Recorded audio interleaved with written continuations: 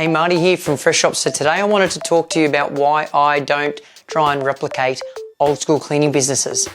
And some of this has come because, from my experience with my parents' own cleaning business. They owned franchises and their own cleaning businesses for years. And it was really where, I guess, initially I learned a lot of my, ideas around how to run a business from. However, when I was 22, I spent 4 years in London working for a company called Fuller Smith and Turner. And while they were quite a traditional company established in the 17th century and selling beer to beer-swilling Brits, they were quite innovative when it came to their business operations, and that was quite unexpected from my perspective and a bit of a learning curve in itself. But what it kind of meant that when I came back years later and eventually got to the point when I wanted to start my own cleaning business, I wanted to kind of replicate that innovation, not from the perspective of having to use the latest microfiber cloths or NanoGuard technologies or deionized water or all those things that have entered and exited the cleaning industry, but really trying to innovate it from a business operations standpoint. And this was very much around the time when we saw the Borders books, Kodak, Nokia, Blockbuster, all those companies starting to really struggle. Now, at the same time, we had Amazon, Facebook, Apple, all these technology companies just rising.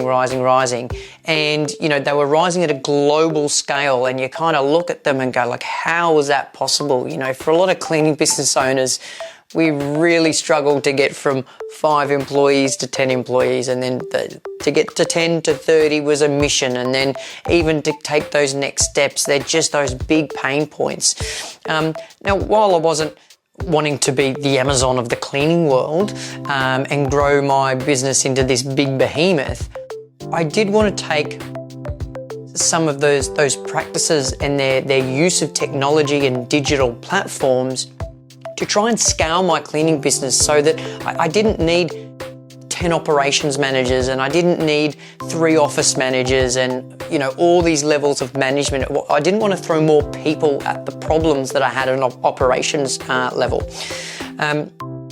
So while it was important, it's always important to look back at what businesses have done in the past and what industry's done in the past.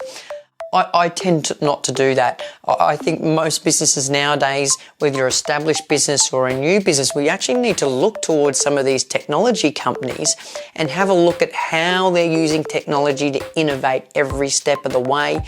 They're reducing their overheads, they're increasing their margins, and they're being able to start or compete in other markets that they previously would not have been able to do so.